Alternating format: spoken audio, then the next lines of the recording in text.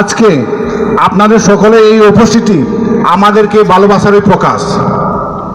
আগামীতেও আপনারা আপনাদের সহযোগিতা আমরা পাবো বলে এই বিশ্বাস রাখি। ফসলের উৎসব, সৃষ্টিকর্তা ঈশ্বরকে কৃতজ্ঞতা এবং ধন্যবাদ জানানোর উৎসব।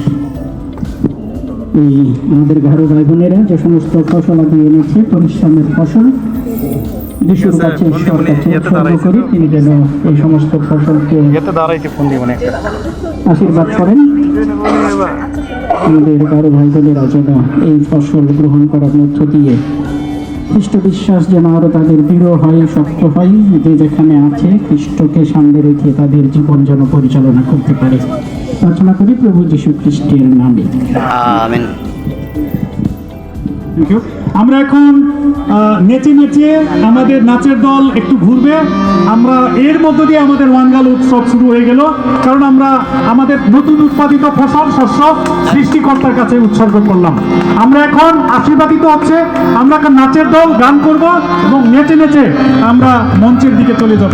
আমাদের সম্মানিত অতিথিগণকেও আমরা অনুরোধ জানাবো, একে একে আমরা আমাদের যে সামনে বসার আসন আছে আমরা সেখানে যাব।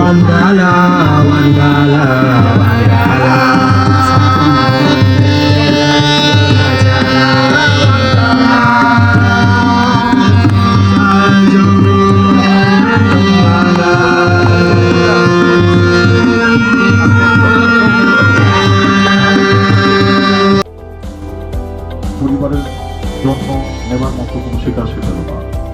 ক্লান্তিতে, চিন্তায় প্রকৃতি কাছে নিজেকে পড়ল।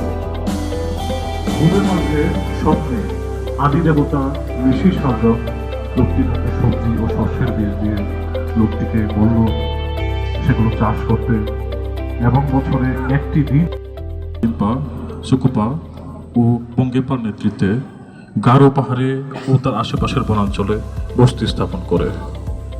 গারোরা ছিল গারো পাহাড়ের সর্বপ্রথম অধিবাসী এবং দুর্ধর্ষ যোদ্ধা।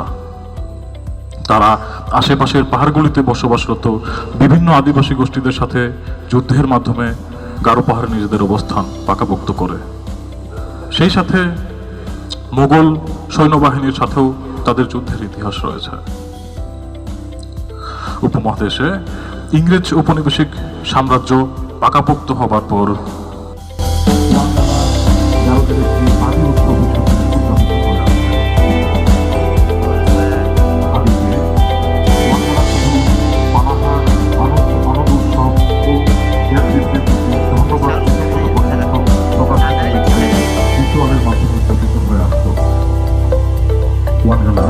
মূল উদ্দেশ্য ছিল বিভিন্ন পূজা অর্চনার মাধ্যমে আদি দেব দেবীদের আরাধনা উৎকৃষ্ট করা।